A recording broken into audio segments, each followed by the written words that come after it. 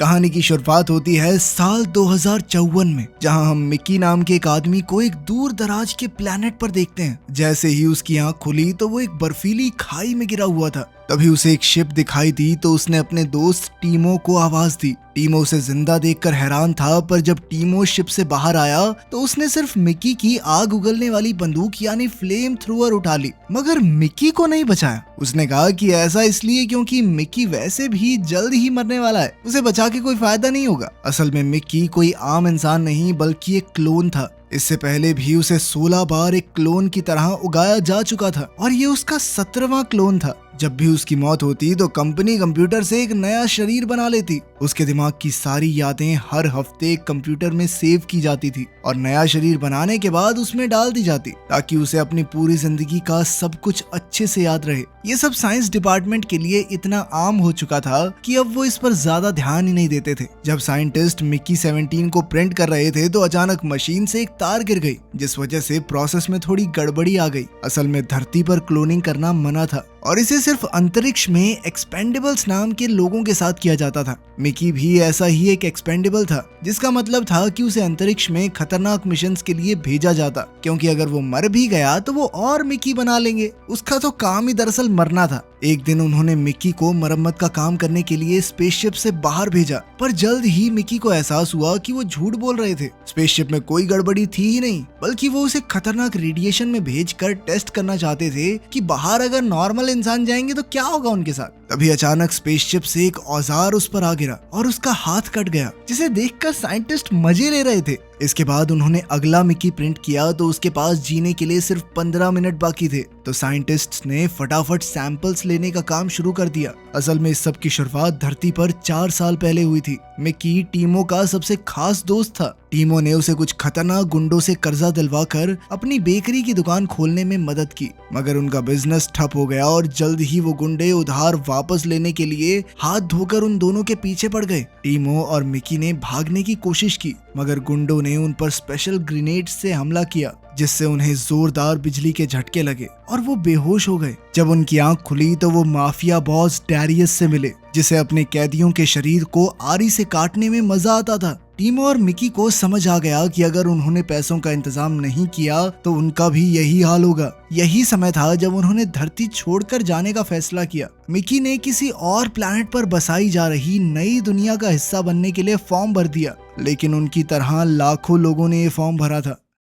इस मिशन का leader Kenneth नाम का एक नेता था, जो पिछले 2 इलेक्शन हार चुका था, मगर उसके कट्टर साथी उसके लिए कुछ भी करने को तैयार थे और इसी वजह से उसे अपने इस मिशन के लिए इन्वेस्टर्स मिल गए। टीमो तो आसानी से इस मिशन का हिस्सा बन गया, क्योंकि उसके पास पायलट का लर्नर्स परमिट था, लेकिन मिकी के पास ऐसी कोई खासियत नहीं थी। इसीलिए उसने बिना ज्यादा रिसर्च किए फॉर्म में एक्सपेंडेबल भर दिया। इसके बाद कंपनी की एक ऑफिसर ने मिकी को पूरी जगह घुमाते हुए एक्सपेंडेबल्स के काम के बारे में बताया। उनका प्रिंटर स्पेसशिप में मौजूद सारा ऑर्गेनिक कचरा इकट्ठा करता था, जैसे बचा हुआ खाना, इंसानी कचरा और लाशें, और फिर इन्हीं की मदद से क्लोन्स के नए शरीर प्रिंट किए जाते थे। लेकिन मिकी उस लड़की की खुशबू में इतना मदहोश हो चुका था कि उसे कुछ भी सुनाई नहीं दिया। खैर, उस लड़की ने मिकी को शुरुआती स्कैन के लिए लेटाकर मशीन में भेजा। फिर उसने उसके दिमाग की सारी यादों का एक बैकअप बनाकर एक ईंट जैसे डिवाइस में भर दिया। फिर उसे एक खास इंजेक्शन दिया गया, जिससे उसे सारी पुरानी घटनाएं याद आ गई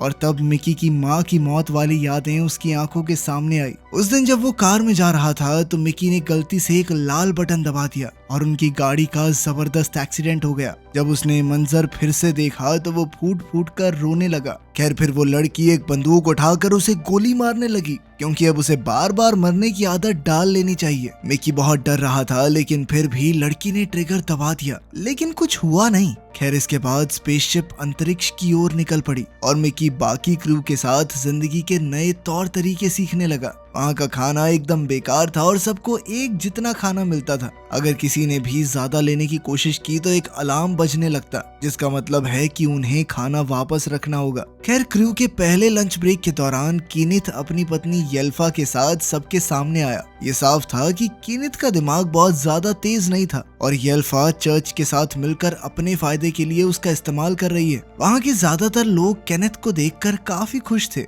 मगर कुछ लोग एकदम शांत रहे। उसी समय मिकी की नजर सिक्योरिटी एजेंट नाशा पर पड़ी और उसे पहली नजर में ही उससे प्यार हो गया। नाशा ने उसे अपने टेबल पर बुलाया तो मिकी उसके पास गया। नाशा ने अपना खाना उसके साथ बांटा और जल्द ही दोनों में दोस्ती हो गई। उसी समय कीनिथ अपने भाषण में कह रहा था कि वो एक नए प्लेनेट पर जाकर एक नई दुनिया बसाने वाले हैं, लेकिन ऐसा होने से पहले उनके पास सिर्फ जरूरत का राशन होगा, यानी वो और इंसानों को नहीं पाल सकते। इसलिए कीनिथ ने आपसी संबंध बनाने पर रोक लगा दी। हालांकि इससे कोई खुश नहीं था, इसीलिए उसने कहा कि नए प्लेनेट पर जाकर जितने मर्जी बच्चे पैदा करना। लेकिन नाशा और मिकी को इस रूल की कोई परवाह नहीं थी और वो छुप छुप कर इकट्ठे रातें गुजारने लगे। इधर क्रू के लोग अक्सर मिकी से पूछते रहते थे कि मरने पर कैसा लगता है, जिससे मिकी को काफी परेशानी होती थी। एक दिन नाशा ने गुस्से में आकर उन्हें गोली मारने की धमकी दी ताकि वो खुद मौत के मुंह में जाकर ये अनुभव कर सकें। इस वजह से कैफेटेरिया में लड़ाई छिड़ गई और फिर सिक्योरिटी ने सबको पूरी रात जेल में रखा।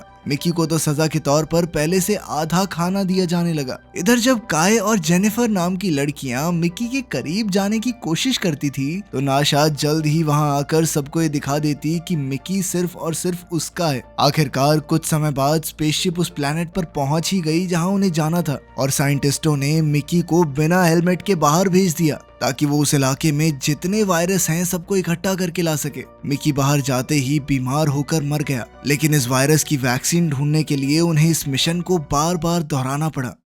एक दिन साइंटिस्ट्स ने देखा कि लाश के बैग में मिकी अब भी जिंदा था, पर फिर भी उन्होंने मिकी को साइक्लर में फेंक कर मार डाला। आखिरकार मिकी 12 से मिकी 16 की बदौलत साइंटिस्ट ने वो वैक्सीन ढूंढ निकाली और अब इंसान बिना मास्क के इस प्लेनेट पर घूम सकते थे। इसके बाद मिकी को अपनी रिसर्च टीम के साथ बाहर भेजा गया तो वो सब एक बर्फीली गुफा में घुस गए। काय की नजर दीवार में एक छेद पर पड़ी जहां कीड़े जैसे कुछ जानवर थे। एक जानवर अचानक काय पर कूद पड़ा तो काय भागी और वो जानवर उसका पीछा करने लगा। उसी समय उसके एक साथी ने गोलियां चलाकर सभी एलियन जानवरों को भगा दिया। इसके बाद वो सब बाहर जाने लगे तो अचानक जेनिफर वहीं जम गई क्योंकि उसे एहसास हुआ कि छत पर जरूर कोई जानवर है। उसने छत पर हमला कर दिया जिससे उस पर बर्फ गिर पड़ी और वो वहीं दबकर मारी गई। बाद में जब वो स्पेसशिप में पहुंचे तो कीनिथ ने मिकी को खूब डांटा क्योंकि जेनिफर की जगह मिकी को मरना चाहिए था, उसका तो काम ही मरना है। फिर उसने उन जानवरों की वीडियोस देखने के बाद उन्हें क्रीपर्स नाम दिया। इधर मिकी को पहले से भी आधा खाना मिलने लगा था और काम कर दिया था 2 गुना। उन्होंने मिकी को क्रीपर्स के सैंपल्स इकट्ठा करने के लिए बाहर भेजा और टीमो अपने हेलीकॉप्टर में उसे खाना देने जाता था। एक दिन मिकी पतली बर्फ पर चल रहा था तो अचानक वो टूट गई और मिकी बर्फीली खाई में गिर गया। यहीं से कहानी की शुरुआत हुई थी। टीमो के जाने के बाद मिकी एक बड़े से क्रीपर के हाथ लग गया जो उसे खींच कर ले जाने लगा। जल्द ही छोटे छोटे क्रीपर्स ने उसे घेर लिया और उसकी उंगलियां चबाने की कोशिश करने लगे। खैर फिर क्रीपर्स की माँ ने अजीबोगरीब सी आवाजें निकाली तो मिकी ने भी वैसा ही किया और क्रीपर्स ने उसे खाई से बाहर फेंक दिया। उसने क्रीपर्स की तरफ देखा तो उसे एहसास हुआ कि ये क्लोन इतना घटिया होता है कि क्रीपर्स भी उसे खाना पसंद नहीं करते। तभी मिकी को पास से ही एक कंपनी ट्रक गुजरता दिखाई दिया तो उसने मदद की गुहार लगाई पर किसी ने उसकी आवाज नहीं सुनी। तब वो भागकर ट्रक की छत पर चढ़ गया। आखिरकार जब वो स्पेसशिप में वापस पहुंचा तो वो सीधा अपने कमरे में जाकर बिस्तर पर लेट गया, पर तभी उसने देखा कि मिकी 18 को पहले ही प्रिंट कर दिया गया था और वो उसके सामने मौजूद था। ये देखकर मिकी 17 चिल्ला पड़ा क्योंकि एक ही समय पर 2 क्लोन्स का होना गैर कानूनी था। तब 18 ने उस पर पत्थर फेंक कर उसे बेहोश कर दिया। कुछ देर बाद जब 17 की आंख खुली तो उसने देखा कि 18 उसे एक बक्से में घसीट कर ले जा रहा था। 17 को याद आया कि नाशा ने कहा था कि हर एक मिकी थोड़ा सा अलग है और उसने हिसाब लगाया कि मिकी 18 थोड़ा ज्यादा गुस्से वाला था। जब वो साइक्लर रूम में पहुंचे तो 17 ने पीछे से 18 पर हमला करने की कोशिश की, मगर 18 ने उसे देख लिया और उसे बुरी तरह पीटने लगा। फिर उसने 17 को आग के कुएं में धकेलने की कोशिश की तो 17 ने उसे एक ऑफर दिया। उसने कहा कि वो दोनों काम बांट कर सकते हैं और फिर एक एक करके मर भी सकते हैं क्योंकि मरना तो तय था उनका। 18 को एहसास हुआ कि 17 मरने से डरता है, पर उसे समझ नहीं आया कि ऐसा क्यों है क्योंकि वो तो पहले भी कई बार मर चुका है। तब 17 ने कहा कि वो दोनों बहुत अलग हैं, पर 18 ने उसे फिर से धक्का देने की कोशिश की। उसी समय उन्हें किसी के आने की आवाज सुनाई दी तो दोनों मिकी छुपने के लिए भागे। असल में ये टीमो था जो चुपके से बाकी क्रू मेंबर्स को ऑक्सीफोजोल नाम का ड्रग बेच रहा था जो शरीर के ऊपर शराब वाला असर करता था। जैसे ही टीमो अकेला हुआ तो 18 ने बाहर आकर टीमो को पीटना शुरू कर दिया, क्योंकि उसके बिजनेस आइडिया की वजह से ही आज वो यहाँ पर फंस गया था। उसने टीमो को कुएं में धकेलना चाहा, पर तभी 17 ने उस पर हमला बोल दिया। फिर 17 ने टीमो की जान बचाने की कोशिश की, लेकिन 18 ने उसे पीछे खींच लिया। इसके बाद उन दोनों में थोड़ी हाथापाई हुई और 18 ने एक गर्मा गर्म लोहे का सरिया उठा लिया। पर उसी समय एन वक्त पर नाशा और सिक्योरिटी टीम का हेड ज़ीक कमरे में आ पहुंचे। तब 18 ने टीमो को अपना मुंह बंद रखने को कहा, वरना वो उसके ड्रग बेचने वाले काम का भांडा फोड़ कर देगा, फिर दोनों इकट्ठे मरेंगे, ठीक है। फिर 18 और टीमो ने नाटक किया कि टीमो गलती से कुएं में गिर गया था और 18 ने उसकी जान बचाई है। उधर 17 छुप कर ये सब देख रहा था, और जब उसने नाशा को 18 के साथ चिपक कर जाते हुए देखा तो उसे बहुत जलन हुई। 17 ने उसके पीछे जाने की कोशिश की, पर तभी एक चर्च के आदमी ने उसे रोक लिया, क्योंकि वो उसके साथ तस्वीर लेना चाहता था। फिर उसने बताया कि मिकी को कीनथ और येल्फा के साथ डिनर का मौका दिया जा रहा है। रात को जब वो डिनर पर गया तो इतना स्वाद खाना देखकर उस पर टूट पड़ा। कीनथ ने उसे जेनिफर की मौत पर डांटने के लिए उससे माफी भी मांगी। फिर काय भी वहां आ गई और वो लोग बातचीत कर ही रहे थे कि तभी अचानक मिकी ने उल्टी कर दी और साइंस टीम कमरे में घुस आई। उन्हें मिकी की गर्दन पर लाल निशान दिखाई दिया तो वो समझ गए कि ये मीट में मौजूद ग्रोथ हार्मोन्स खाने की वजह से हुआ है। असल में साइंस टीम एक खास दवाई बनाने पर काम कर रही थी और उन्होंने मिकी को इंजेक्शन दिया, लेकिन वो छटपटाता हुआ इधर उधर सामान से टकराकर दर्द में बुरी तरह कराहने लगा। कीनथ ने कहा कि उन्हें मिकी को आसान मौत देनी चाहिए, और इधर येल्फा ने अपना कारपेट हटा दिया ताकि उस पर खून के धब्बे न लगे। काय का मानना था कि उन्हें मिकी के साथ ऐसा बर्ताव नहीं करना चाहिए, पर कीनथ ने कहा कि ये इंसान नहीं है, क्लोन है बस एक। तब मिकी ने गुहार लगाई कि उसे मारने की जरूरत नहीं है, वो ठीक महसूस कर रहा है अब। जिसके बाद काय उसे अपने साथ ले गई। काय के कमरे में मिकी ने तस्वीरों में देखा कि काय जेनिफर से बेहद प्यार करती थी।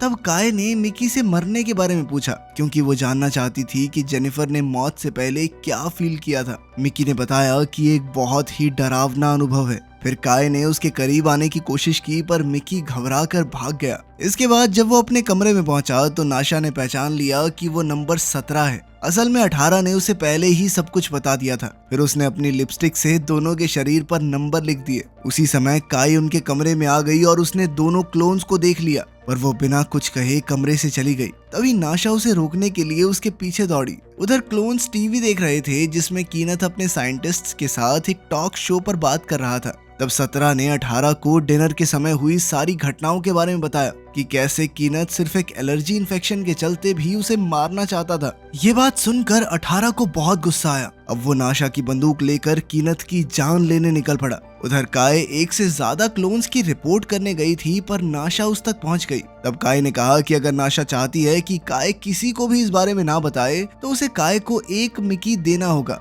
पर ये सुनते ही नाशा को बहुत गुस्सा आया, क्योंकि मिकी कोई खिलौना नहीं है कि किसी को भी बांट दिया। उसी समय 18 वहां से भागा और 17 भी उसका पीछा करते हुए वहां आ गया। 17 ने काई और नाशा को बताया कि 18 के पास बंदूक है। उधर कैफेटेरिया में एक लेजर मशीन एक बड़ी सी चट्टान को काट रही थी, क्योंकि उसके अंदर एक काला हीरा छुपा हुआ था।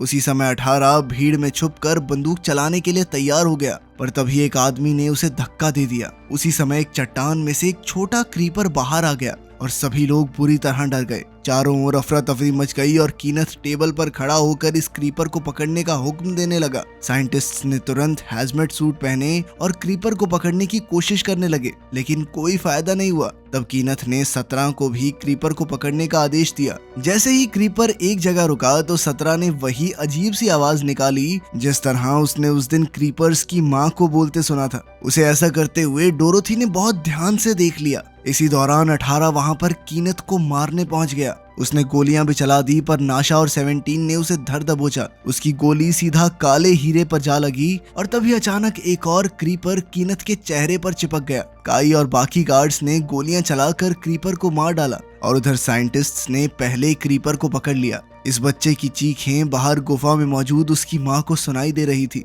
वहीं दूसरी ओर हम देखते हैं कि नाशा के साथ साथ 17 और 18 को भी जेल में कैद कर दिया गया था। तब 17 ने उन्हें बताया कि उस दिन गुफा में क्रीपर्स ने उसे खाने तक से इनकार कर दिया। इतना बेकार हूँ मैं। लेकिन नाशा ने कहा कि तू फालतू सोच रहा है, असल में क्रीपर्स ने तेरी जान बचाई होगी। तभी अचानक सो रहे गार्ड के सर पर एक बैग आ गिरा। असल में ये टीमो था जो अपने दोस्तों को आजाद करवाने के लिए जेल में घुसाया था। टीमो ने 17 को एक खत दिया जो उसे अपने दरवाजे पर मिला था। उसमें लिखा था कि डैरियस के गुंडे अपना कर्ज वसूलने के लिए उनका पीछा करते हुए अंतरिक्ष तक आ गए हैं। डैरियस ने लिखा था कि अगर टीमो आरी से मिकी के टुकड़े टुकड़े करके उसकी वीडियो डैरियस को भेज दे तो वो उनका कर्ज माफ कर देगा। अब उस गार्ड ने कैमरा लगाया तो टीमो ने रोते हुए 17 से कहा कि वो वैसे भी मरने ही वाला है। काय ने टीमो को अपना नाटक बंद करने को कहा तो टीमो ने गार्ड से कहा कि 17 को मार दो पहले, पर तभी 18 ने टीमो से कहा कि 17 की जगह कुर्बानी मैं दूंगा, क्योंकि उसे मौत से डर नहीं लगता था और उसके अंदर दर्द सहने की ताकत 17 से तो बहुत ज्यादा थी। लेकिन मरने से पहले उसे थोड़ी ऑक्सीजोफोल चाहिए। जैसे ही गार्ड उसे ड्रग देने आया तो 18 ने उसकी बाजू पकड़कर उसका सर सलाखों पर दे मारा। उसी समय नाशा ने उसकी टेजर गन चुराकर टीमो को बिजली के झटके दिए। साथ ही वो गार्ड से चाबी चुराकर जेल से बाहर आ गई और अब वो टीमो की ही आरी से उसी के टुकड़े टुकड़े करने को तैयार थी। पर उसी समय जीक वहां आ गया और उसने सबको गिरफ्तार कर लिया। जब उसे कॉरिडोर में ले जाया जा रहा था तो 17 को एहसास हुआ कि नाशा ने हमेशा उसकी रक्षा की है। एक बार तो उसने एक हैजमेट सूट पहनकर एक दर्दनाक एक्सपेरिमेंट के दौरान भी उसका साथ दिया था। खैर, जब वो सभी खिड़कियों से गुजर रहे थे तो उन्होंने देखा कि सभी क्रीपर्स ने स्पेसशिप को चारों तरफ से घेर लिया था। इधर साइंटिस्ट उस क्रीपर के बच्चे को ले जा रहे थे तो डोरोथी ने 17 को देखा और उसने वही अजीबोगरीब आवाज निकालने की कोशिश की जो 17 ने कैफेटेरिया में निकाली थी। डोरोथी का मानना था कि ये क्रीपर्स की भाषा है और वो उनसे बात करने के लिए ट्रांसलेटर बनाना चाहती थी। इसके बाद हम सब साइक्लर रूम में पहुंचे, जहाँ येल्फा ने एक नई सॉस बनाने के लिए क्रीपर बच्चे की पूंछ काट डाली। फिर कीनथ ने गर्मा गर्म सरिये से 18 के गाल पर निशान बना दिया ताकि वो दोनों क्लोन्स को पहचान सके। फिर उसने एक साइंटिस्ट को कहकर मिकी की याददाश्त का सारा डेटा उड़ा दिया। कीनथ को क्रीपर्स पर गुस्सा आ रहा था तो नाशा ने कहा कि ये प्लैनेट असल में क्रीपर्स का ही है और इंसान यहाँ पर एलियंस बनकर आए हैं। नाशा ने बताया कि क्रीपर्स ने एक बर्फीली खाई से मिकी को जिंदा बाहर निकाला था, बुरे नहीं है वो। पर कीनथ ने हंसकर कहा कि क्रीपर्स ने उसे इसलिए जिंदा छोड़ दिया होगा क्योंकि वो कूड़े से भी बदतर है। खैर, तब डोरोथी ने कहा कि उसकी टीम क्रीपर्स की भाषा जानने के लिए ट्रांसलेटर बना रही है। उसी समय क्रीपर बच्चे ने कीनथ पर थूक दिया, जिस पर कीनथ ने उस पर गरम सरिये से वार किया, पर वो चूक गया। अब कीनथ को बहुत गुस्सा आ रहा था, इसीलिए वो अनाप शनाप बोलता जा रहा था, जिसके बाद नाशा भी उस पर चिल्ला पड़ी। फिर कीनथ ने तैश में आकर क्रीपर बच्चे को एक रस्सी से बांधकर आग के कुएं में फेंक दिया और रस्सी नाशा की ओर फेंक दी। नाशा ने जैसे तैसे उसे अपने दांतों से पकड़ा ताकि वो बच्चे की जान बचा सके। जीक ने अपने आदमियों को ये सब रिकॉर्ड करने को कहा। अब कीनथ चाहता था कि सभी क्रीपर्स को मौत के घाट उतार दिया जाए, पर येल्फा के पास इससे बेहतर आइडिया था। उन्होंने मिकी 17 और 18 की पीठ पर बॉम्ब्स लगा दिए, जिसके बटन्स कीनथ के हाथ में थे। येल्फा चाहती थी कि वो ज्यादा से ज्यादा क्रीपर्स की पूंछ काट कर लाएं और जो भी पहले 100 पूंछ लेकर आएगा वो जीत जाएगा। वहीं हारने वाले को अपनी मौत का सामना करना होगा। जब वो रास्ते में थे तो 17 ने कहा कि ये उसकी माँ के कार एक्सीडेंट की सजा है, पर 18 ने कहा कि उस गाड़ी में डिफेक्ट था, इसीलिए उन्हें सिर्फ एक बटन दबाने के लिए खुद को अपनी माँ की मौत का जिम्मेदार नहीं समझना चाहिए। उसी समय डोरोथी वहां आ गई और उन्हें अपना बनाया ट्रांसलेटर डिवाइस दिया। अब वो दोनों क्रीपर्स के झुंड से होते हुए बच्चों की माँ तक आ पहुंचे। वो मिकी को पहचानती थी। उसने कहा कि उसने मिकी की जान बचाई थी, पर बदले में इंसानों ने उसके ही बच्चे को कैद कर लिया। अगर उसके बच्चे को कुछ भी हुआ तो वो सभी इंसानों को मौत के घाट उतार देगी। तभी उसने जोर से चिल्लाना शुरू कर दिया और बाकी बच्चों ने भी ऐसा ही किया। 17 और 18 ने अपने कान बंद कर लिए, जिस पर क्रीपर माँ ने कहा कि अपनी ताकत से वो उनके दिमाग भी उड़ा सकती है। उधर स्पेसशिप में जब कीनथ और येल्फा ने क्लोन्स को क्रीपर्स से बातचीत करते देखा तो वो काफी घबरा गए। उसी समय मिकी 17 कैमरास की तरफ भागा और अपनी उंगलियों से C3 का निशान बनाया। दरअसल ये एक सिग्नल था नाशा को, जिसका मतलब था कि कुछ भी करके बच्चे को उसकी माँ तक पहुंचाना होगा। येल्फा और चर्च को लगा कि क्लोन्स के बजाय कीनथ को इन क्रीपर्स से बात करनी चाहिए। उधर 17 ने क्रीपर माँ से वादा किया कि नाशा उसके बच्चे को जरूर ले आएगी, लेकिन माँ ने कहा कि सिर्फ इतने से नहीं चलेगा, क्योंकि इंसानों ने उसके एक बच्चे की जान ली थी, इसीलिए बदले में उसे भी एक इंसान की जान लेनी होगी। उसी समय कीनथ की 3 गाड़ियां बाहर आई। अंदर नाशा ने एकदम कूद कर येल्फा को पकड़ लिया। तभी जीक ने बच्चे की रस्सी पकड़ ली तो नाशा ने कहा कि अगर वो बच्चे को उसकी माँ के पास ले जाने देंगे तो वो येल्फा को रिहा कर देगी। जैसे ही जीक नाशा को रस्सी देने वाला था तो येल्फा ने उसकी कलाई काट दी, पर नाशा ने ऐन वक्त पर रस्सी पकड़ ली। येल्फा नाशा को गिरफ्तार करना चाहती थी, पर जीक ने कहा कि येल्फा और कीनथ ने अपनी ताकत का गलत इस्तेमाल किया है, इसीलिए उन्हें कमेटी के सामने पेश होना होगा। उधर बाहर गाड़ियों को आता देख बच्चे भागकर अपनी माँ से लिपट गए। अब गार्ड को समझ नहीं आ रहा था कि उन्हें किस पर बंदूक चलानी है। उसी समय 18 उनके सामने आ गया तो एक गार्ड तो उस पर भी हमला करने वाला था, पर चर्च के आदमी ने उसका रॉकेट आसमान की तरफ मोड़ दिया, क्योंकि वो जानता था कि 18 का अगर बम फट गया ना तो वो भी मारे जाएंगे। उसी समय 18 कीनथ पर कूद पड़ा। इधर नाशा जैसे ही बच्चे को लेकर आई तो 18 ने ऐलान किया कि वो क्रीपर माँ के लिए एक इंसान की बलि भी देने को तैयार है। वो एक पल के लिए हिचकिचाया, पर फिर उसने बटन दबा दिया, जिसके बाद उसने अपने बैग में रखे बम को फोड़कर कीनथ को भी मार गिराया। आखिरकार सभी क्रीपर्स चुपचाप वहां से चले गए। ये सब खत्म होने के बाद पूरे क्रू को जेल में डाल दिया गया। कीनथ को खोने के बाद येल्फा भी पागल होकर अपनी जान खो बैठी। इसके बाद बाकी क्रू पर केस चला, पर आखिरकार नाशा जेल से बाहर आ गई और उसने कमेटी हेड के लीडर का इलेक्शन लड़ने का फैसला किया ताकि वो अच्छे बदलाव ला सके। वहीं दूसरी ओर डोरोथी ने ट्रांसलेशन की रिसर्च पूरी कर ली थी और अब मिकी अक्सर क्रीपर्स से बात करता। तब उसे पता चला कि क्रीपर्स की वो अजीबोगरीब आवाज सिर्फ शोर है और क्रीपर माँ ने अपने बच्चे को पाने के लिए झूठ कहा था कि अगर वो चाहे तो उनका दिमाग फोड़ सकती है। खैर जल्द ही नाशा इलेक्शन जीत कर नई लीडर बन गई, जिसके बाद उसने ऐलान किया कि एक्सपेंडेबल्स प्रोग्राम हमेशा के लिए बंद किया जाता है और अब मिकी को एक क्लोन नहीं बल्कि एक असली इंसान समझा जाएगा। वीडियो पसंद आई तो लाइक कर देना, चैनल को सब्सक्राइब कर लेना। मिलते हैं अगली वीडियो में।